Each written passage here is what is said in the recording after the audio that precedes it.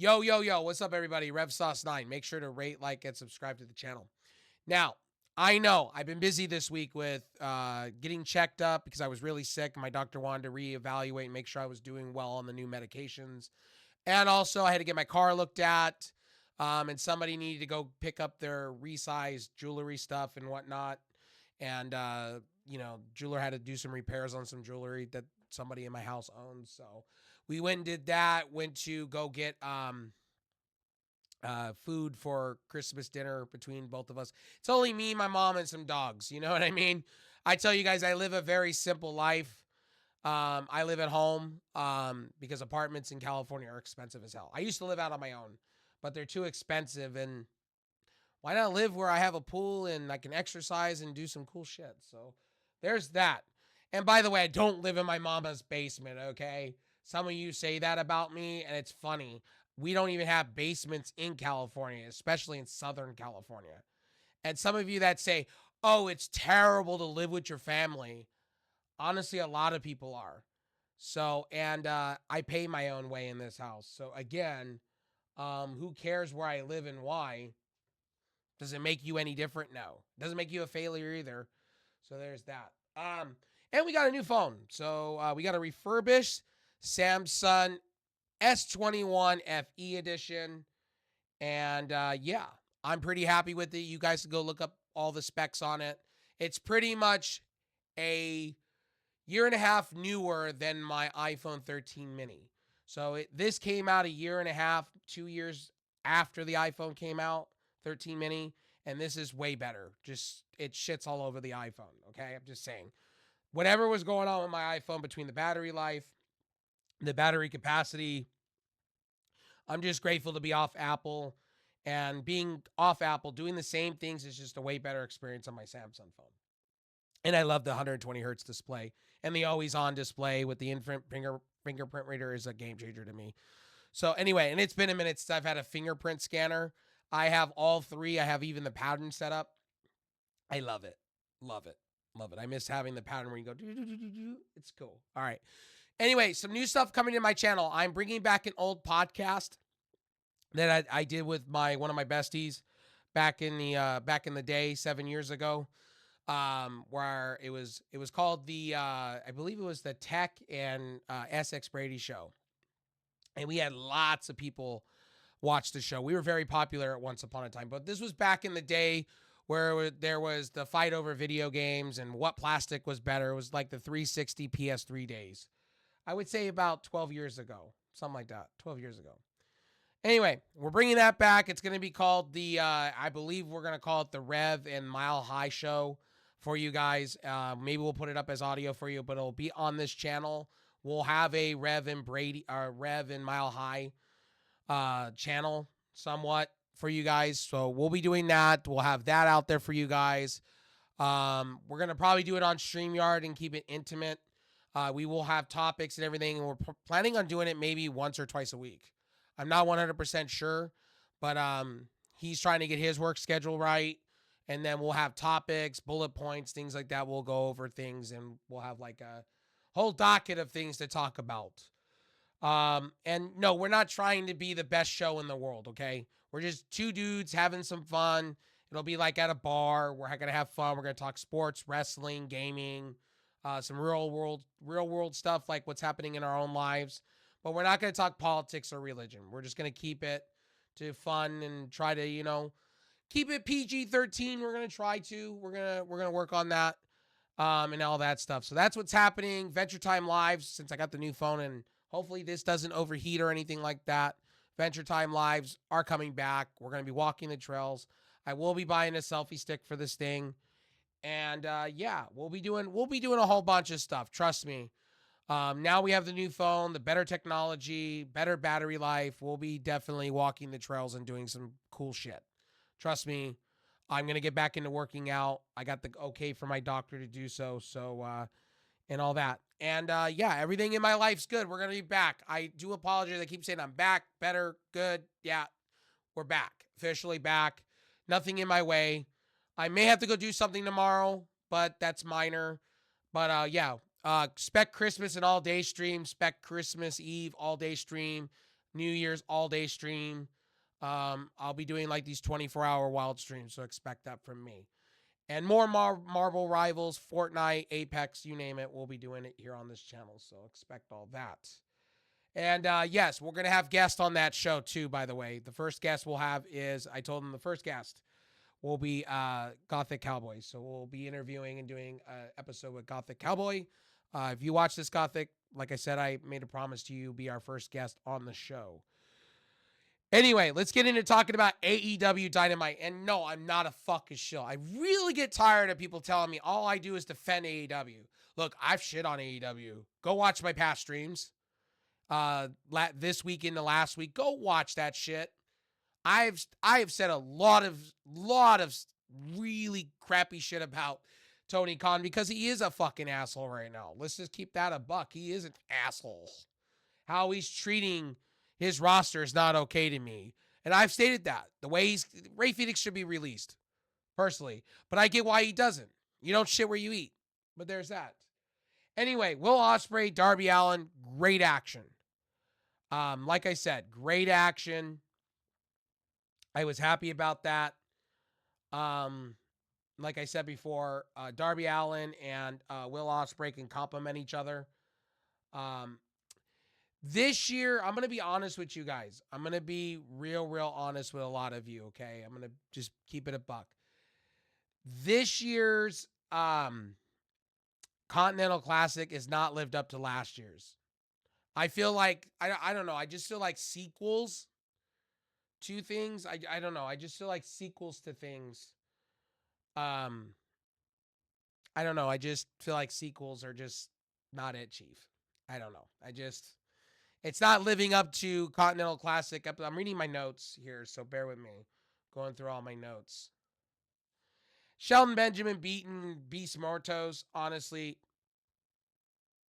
the Beast Mortos is not going to get any victories. He's probably going to be eliminated, which he should have got a few victories because he's way over with the audience. He was way over. Some of these lucha guys that they have, they really haven't really been featuring much. Shelton Benjamin, of course they're going to have him win because they just signed him for big money. Of course. Darby Allin defeats Will Ospreay. You got to give Darby Allin a win. You have to give him a major win. You have to do something to give Darby Allin a major win because you've made him look really weak. Will Ospreay, he's been winning a bunch, so he's going to lose a bunch. I'm okay with it. He came out in the Punisher gear, still lost. He's still taking loss. Maybe this will get him to win a whole bunch and he goes up to the World Heavyweight title. Who knows? I just feel like Darby Allin's time is happening. I feel like we're going to see either him and John Moxley, or we're going to see him and honestly Okada. But I think it's going to be more Okada and Ricochet. I think that's what you're going to see. I think that's what they're setting up for. Or it could be Will Ospreay does something amazing and he gets to where he needs to be. You know what I mean? So who knows? Another thing, Ed and Jay and Mercedes Moné. One hell of a match, but why at the very beginning? I just don't get to kick off the show. It fell flat to me. Like, there was not really that much hype towards it. You know what I mean? Again, AEW, great show, but very waves. It was like the crowd was into it, not into it. They had a full crowd. They panned across everything. They had a good amount of people there. And before somebody says, oh, you're saying AEW had a crowd, they did have a crowd. It wasn't like empty seats. So AEW doing these small venues, they're getting the people. They're filling up these arenas. I mean, these small intimate venues. So I don't know what people are bitching, moaning, or groaning over. You know, when WWE does it, when you see pictures of them doing it, it's okay. But when AEW does it, oh man, we got to shit on them. You know what I mean? I love how the aspect of that is.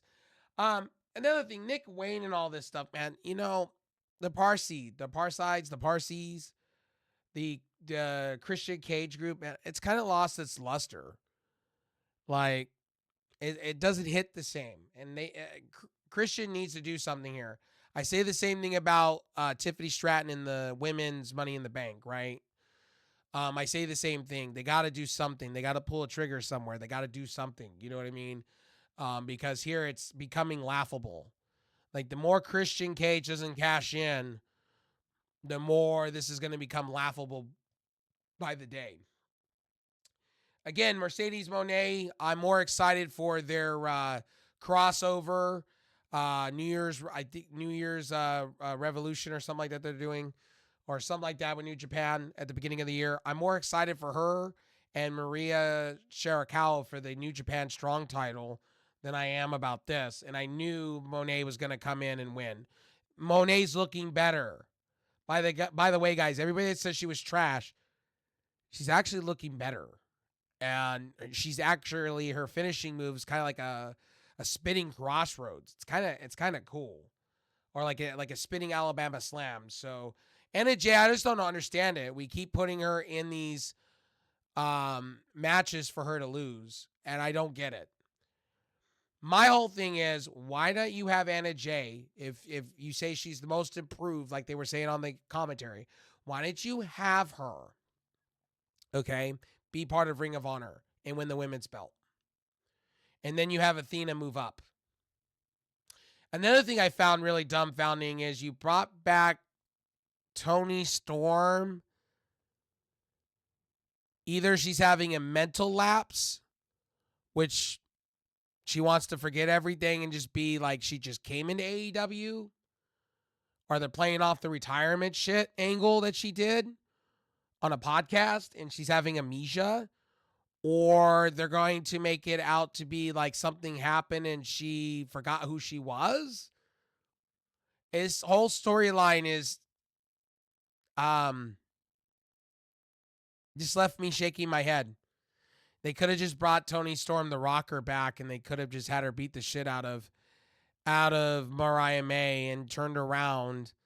This whole thing from the beginning should have been her coming back and going, well, I had a change of mind. To beat Mariah May, I can't be this old timeless Toni Storm. I have to come back and be who I used to be and be that killer and do it as a rocker. And honestly, I just don't get this whole, I don't get it. I'm left, I don't get it. So that's just me. Monet, again, I could say this, she's improving, she's getting better. I think every match she's had is great, but she will lose that TBS championship for sure. I think Monet's out to lose. I think Camille's gonna factor into somewhere, and it'll be Camille and Mercedes without a title involved.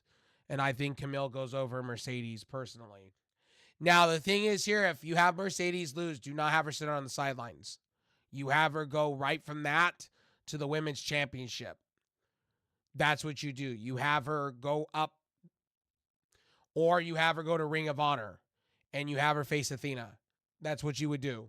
If you have Athena beating whoever's next, or Billy Starks for that title, you have Mercedes lose, and then you have Mercedes go after the AEW. If she doesn't win the AEW, you have her go to Ring of Honor, and you set up something there. You set up shop there.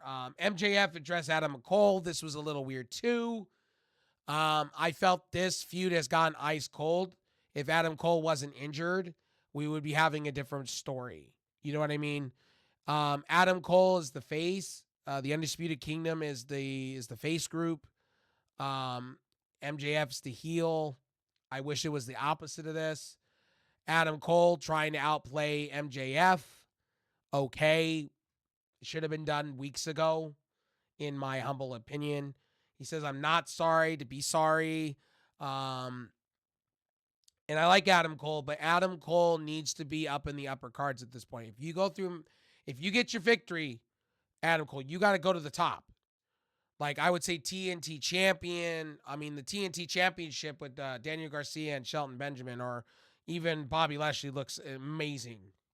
I think that's going to be a great feud between those guys. And I like that tonight. They set that up. But the Adam Cole stuff, not so much. It wasn't a banger as I wanted it to be. Christian Cage and Nick Wayne with Mother Wayne and Kip Sabian defeating Hook and Shibata. And they tried to make him look strong. Who cares? Again, Christian Cage needs to cash in at this point, and let's just get this over with. You know what I mean? Him holding this clipboard box that has his ticket, it should have been a briefcase. But I get why they're not doing it that way. And I get why TNA doesn't with Frankie Kazarian. So I get it. With Kaz. And he holds a cup. I think WWE has a copyright on the briefcase, I think. Tony Schiavone, again, Ricochet. Ricochet gets his ass beat up by the Hurt Syndicate. They resend the offer. That shit was stupid. Ricochet is literally, and I love Ricochet, but ever since he's joined AEW, his whole character development has been terrible. Like, at least he has a character in AEW and some type of identity, better than WWE by this much, by a sliver. It's trash. I'm sorry. I'm starting to agree with everybody online. It's just bad. I mean, this guy should be part of the Hurt Syndicate, not fucking getting beat up by the Hurt Syndicate. And I think that's Tony. I think that's Tony Khan basically saying, "Hey, look, you're gonna talk shit. I'm gonna do what I need to do as the booker." And now we're finding out Tony Khan don't give a shit, and he just does what he needs to do. He don't give a shit. He's just gonna do it my way. And Tony Khan, how's that working for you? My way is not working as Limp Bizkit. It's my way or the highway someday, whatever. You know what I mean? It's not working for you. Shelton Benjamin, of course he was going to beat Martos with 0 in the Intercontinental Blue League. Of course he was. And then we had Daniel Garcia coming out saying he's going to face one of them at World's End or their simulcast like WWE's doing. Because AEW's got to do the same thing WWE's doing because Netflix is huge. They're going to be in a big arena. So they got to do something big for WBD, but whatever. Tony Storm, the portrait of a rock star. What are we doing? Tony Storm was you're making Tony Storm look stupid. Sorry to say that. Jamie Hayter. That's another thing. Jamie Hayter's been I don't know what we're doing. We're not hyping this stuff up. Jamie Hayter's been winning. Why is Jamie Hayter not going ahead? Why do we have her sitting in the middle? She should be going for title. Not Thunder Rosa. It should be the opposite. I love Thunder Rosa. And Thunder, don't get mad at me for saying this. I think Jamie Hayter has more wins than you, and I don't understand wins and losses don't matter. In AEW, obviously, they don't anymore. I get why you're where you're at, but I think you should be going after Athena and winning that belt. I think you're more suitable for Ring of Honor. I'm not saying it's a demotion for you. I'm just saying you deserve, because you're probably going to lose. Because they're going to have Mariah May and Tony Storm face off for that title. Guarantee that's how they're going to go. I'm going to drink a little bit of my iced coffee in this recording. But, yeah. Like I said, and my throat was getting kind of dry. Like I said before, I love Thunder Rosa and I love the build up they're doing. I don't think she's going to be women's champion. And if they have her win that women's belt, I'm going to be shocked. Because what has Thunder Rosa done to get there except some troll shit in the audience?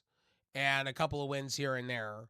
I love Thunder Rosa. Thunder Rosa is a follower of mine and on X, and I love everything she does, and I respect the hell out of her.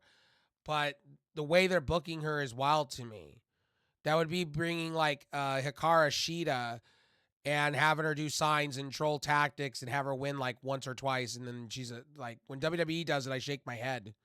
You know, when it comes to wrestling stuff, I shook my head with the Motor Machine Guns because there's no build towards it. There's nothing for people to sink their teeth into to go, oh my God, this is great shit. Darby Allin, Will Ospreay, the match was good, but I get they had to give Darby Allin a victory somewhat. John Moxley packed Wheeler Yuta with Maria Shavir, The Problem, and Claudio Castagnoli defeat Orange Cassidy, Switchblade, Jay White. The ending was stupid. I'm sorry. You got to let the faces win here. You got to throw the faces a victory every once in a while here. And I don't understand it. These are the guys that you're going to have going into World's End. You have them just mismanagement. I'm telling you, if John Moxley's booking this, I felt the faces should have won because Moxley's going to be holding the belt going out of World's End, what it looks like. Or they give it to Darby Allin and have Darby Allin lose. So, honestly, this show, I'm going to be real with you. I'm going to be very, very, very real with you. Okay. There's a reason why I haven't been covering AEW stuff because it's not been good. The reason I really haven't been covering wrestling as much as I want to be is because it's not been good. And then all the drama stuff that's going on with AEW has just been wild to me. And now WWE having mismanagement problems of their own, and Triple H coming out of retirement, and all this shit. And it's like, again, both of these companies just run on fuck all, and that's what's happening. And I pardon my language, but that's what's happening. Um, that's why I started watching Locale Live more often, because I watch Locale Live off to the side when they're done, and I've been watching it live as it's happening, and I've been enjoying that more than wrestling. I've been watching the Lakers drama with LeBron James and focusing more on sports in the college playoff than both WWE or honestly than both AEW. I've been watching TNA here and there more than, like I said before, I've been watching more of the other shit because I enjoy it more than I actually do WWE and AEW at this point. There's nothing to sink my teeth into. I'm not wowed about. I'm more interested. They did a Chris Jericho thing too. Uh, with Chris Jericho doing a hang on, somebody sent me a friend's request. Anyway, what was it? Where was I? They did a segment with Chris Jericho. It was okay. It was okay. Like him traveling New York, acting like he was a New Yorker and all this stuff. Great. If you sign Matt Cardona, you have Matt Cardona lead you have him lead the charge. I highly doubt that's going to happen. But I do want to see Matt Cardona be part of Ring of Honor or AEW and have a long-term contract. The guy's 39 years old. He's probably got one more contract in him. Pay him the money that he deserves. If all the rumors and everything are true, hopefully they give him the title too. That would really, really do some waves in the industry with that one. Speedball Mike Bailey, what are we doing with him? Is he coming into AEW or not? I've not heard anything about that. So I hope we do see him at World's End. But at the end of the day, I'm pretty excited about AEW. It looks like they're trying to go in the right direction. They need to get out of these drama situations. They need some better management. The smaller arena stuff looks to be working because when they panned 360 around, they had a lot of people filling up that arena. My name is RevSauce9. I have a mouth. I have an opinion. I have no allegiance to any company, but AEW tonight, I'm going to tell you guys straight up, it was literally a 6.75. It was average. It was decent, but it was average. I'm saying the same thing about NXT, and I'm saying the same thing about Monday Night Raw. All these shows this week have been average, subpar. I don't really care for the new logo for Raw, and it's kid friendly. Netflix already said they're doing kid-friendly stuff with Monday Night Raw. They're not changing it. Nick Khan has put his foot down and said, because we got to please the sponsors. We don't care what the fans think. Hence why I like Stephanie McMahon. If Stephanie McMahon was running the company right now, I guarantee she would be doing not kid-friendly shit. Anyway, my name's RevSauce9. I will see you guys in the next one. Peace.